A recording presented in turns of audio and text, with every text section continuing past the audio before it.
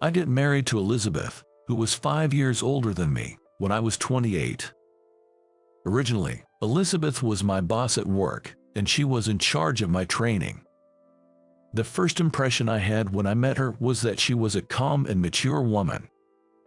Elizabeth was beautiful and slender, and she was popular among the male staff at work. I fell in love with her at first sight, and, uncharacteristically for my usually timid self, I pursued her desperately, and after dating for 2 years, we became husband and wife. After we got married, Elizabeth quit her job to become a housewife, but just like how she efficiently handled her work, she also managed household tasks perfectly. About 2 years after we got married, I was laid off from my job due to company downsizing. The reason was the company's poor performance. Many other young employees were also laid off. To be honest, I wasn't very good at my job and was rather a pooey employee who often made mistakes. I fondly remember how Elizabeth used to cover for me when she was still working. Even when I was laid off, Elizabeth remained calm. I was filled with a sense of shame, but Elizabeth said with a smile, "You're still young, and things will work out. Besides, I'm here, right? If need be, I'll work too." After leaving the company, I was lucky enough to quickly find another job. Moreover, it was at a much more renowned company than my previous job. The monthly salary was a few $100 more than what I earned at my previous company. When I secured the job, Elizabeth said, "That's great.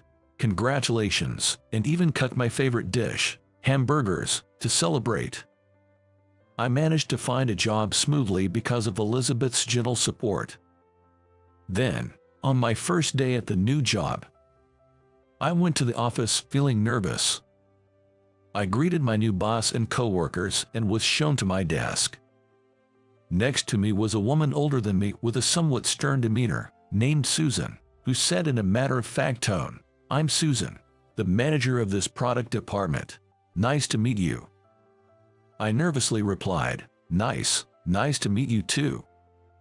From then on, I began training under her, starting with simple clerical work, which was difficult to learn as I was not very good at getting the point across. Because of this, I kept causing trouble at work and was openly distanced by other employees. While eating lunch alone in the cafeteria, I overheard a female colleague looking down on me saying, "That new guy, despite his age, seems totally incapable at work. Poor Susan." Additionally, a coworker my age mocked me, saying, "You're a high school graduate, right? That's why you're slow to catch on." All the regular employees at this company were graduates of top universities. Since joining this company, I've started feeling an inferiority complex about my educational background like never before. And the hardest part was Susan's harsh attitude towards me. At first, Susan was rather aloof, but she would say, "Well, it can't be helped," as she taught me the work. However, after a month, when I asked questions, she would say, "Didn't I teach you this before? You're not new to the workforce, so you should be able to figure this out on your own," and she stopped teaching me. Even when I said good morning upon arriving, she would only glance at me without returning to greeting. The same was true for other employees. Treated like an outsider at work, I gradually lost confidence, becoming even more timid. I began to wonder if there was any point in me being at this company. Maybe I wasn't needed here. I started to feel this way. I became more withdrawn at home, and although Elizabeth was concerned, I was too embarrassed to tell her about the situation at work. I had to keep trying my best, starting with what I could do, to get accustomed to the job. Then, 3 months after joining, I slowly started to get assigned more challenging tasks and began to feel a sense of fulfillment. Just as I was beginning to enjoy more stable days, something happened. I made a big mistake at work. When sending a quotation to a client via email, I accidentally attached a quote intended for a different client. Sending a quote for another company. "What's going on? I'm terribly sorry. It was a mistake on our part." Instead of me, my boss, Susan, was making an apology call to the client. Afterward, I apologized to Susan, saying, "I'm really sorry for the trouble I caused," but she just glared at me without responding, clearly very upset. Meanwhile, my colleagues looked at me with smirks. Sheesh, such a klutz. Sigh, I've done it again. I immediately felt like leaving the office right away.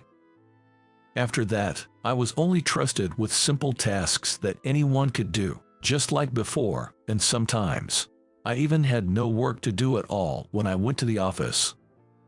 But I couldn't just sit around doing nothing at work. I would sometimes ask Susan, "Is there any work I can do? I'm willing to do anything I can." But she would reply, "There's plenty of work, but nothing I can trust you with. If you have nothing to do, why not do some cleaning? Surely, you can do that without messing up, right?" Reluctantly, on days when I had no work, I would clean around my desk and organize the supply room. Things were going so well before. What am I doing? It's pathetic that at my age, all I can do is clean. My colleagues started making fun of me for being such a slacker. Susan even said, "You're married, right? Your wife must have a hard time with a slow and incompetent husband like you." I thought about quitting the company. But since I had just changed jobs and for Elizabeth's sake, I couldn't just quit, so I kept trying my hardest every day, holding back tears. One day, during these challenging times, Elizabeth spoke to me during dinner. "Things haven't been going well at work recently, have they? You don't have to push yourself, you know. Don't bottle it up. You can rely on me when times are tough. We're a married couple, after all. Let's support each other and get through this." She must have sensed something from my increasingly downcast demeanor. As Elizabeth said this, she touched a scar on her right cheek, looking at me worriedly. She's always had a habit of touching her face scar when she's worried. "Thanks, but I'm fine, really. You don't need to worry," I replied. "Really? Are you sure you're not just pushing yourself?" Elizabeth seemed concerned, but I just said, "No, I'm really fine," and quickly finished my meal as if to escape. Then, on a day off, Elizabeth and I went shopping at a nearby mall. As we were walking, I saw Susan in front of us. Oh no, I don't want to meet her here. Maybe I should take another path. But just as I thought this, our eyes met. Guess I had no choice. Should I say hello? Susan, hello." Seeing my face, Susan returned a greeting with a slightly annoyed look. "Hi." She was about to leave quickly, but then Elizabeth, standing next to me, exclaimed, "Oh," and started talking to her. "Susan, is that you?" Susan looked at Elizabeth's face and exclaimed in surprise, "Huh?" Then she asked, "Could it be Elizabeth? Is that you, Elizabeth?" "Yes, it's been a while. I never thought we'd meet here. Have you been well?" Susan awkwardly replied, "Yeah, I've been okay," in a low voice. "That's good. I've been worried about you, so I'm glad to see you," Elizabeth said with a smile. I was surprised to find out they knew each other. "Wait, you two know each other?" "Yes, we were classmates in middle school. We were pretty close back then." "Really? That's surprising." Susan seemed shocked to learn that Elizabeth was my wife. Elizabeth, realizing that Susan was my boss, also looked surprised and said, "Oh, really?" Then, for some reason, Susan looked at Elizabeth with a sad expression. Elizabeth, however, was still smiling at Susan. What's this atmosphere about? Did something happen between them in the past? As I was thinking this, Elizabeth started to speak. "It's surprising that Susan is your boss. The world is smaller than I thought," she said with a calm face. I was surprised too. Susan kept glancing at me awkwardly. After a brief chat, we left the scene. After parting with Susan, Elizabeth said, "I'm relieved to see Susan doing well. I've always been worried about her." Elizabeth was smiling. but I felt there was a deeper emotion hidden behind it. Her words stuck with me. There must have been something between those two. Then, the next day, when I got to the office, Susan unusually greeted me first with a good morning. Then looking down, she started to speak. "I need to talk to you about something, about Elizabeth. Can you come over here for a sec?" So, we went to a separate room to talk.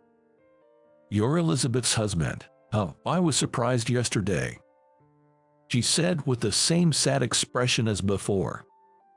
Yes, I was also surprised to find out that Susan was Elizabeth's classmate. Then Susan, after being silent for a while, told me an astonishing story. Actually, it was a story from when Susan was in middle school.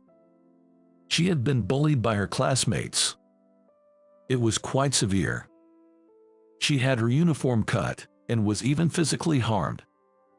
According to Susan, the bullying started when her classmates found out that she was from a single-parent family and her mother worked in a well-paying but frowned-upon job. Back then, Susan was at her limit with the harsh daily life. The person who came to her rescue was Elizabeth, who had transferred to her school. While other students ignored the situation or joined in the bullying, Elizabeth was the only one who treated Susan normally. She even confronted the main bullies and asked them to stop. But as a result, Elizabeth became the next target. One day, Elizabeth got badly bullied, ended up fighting, fell, and got a scar on her face. It was a terrible story.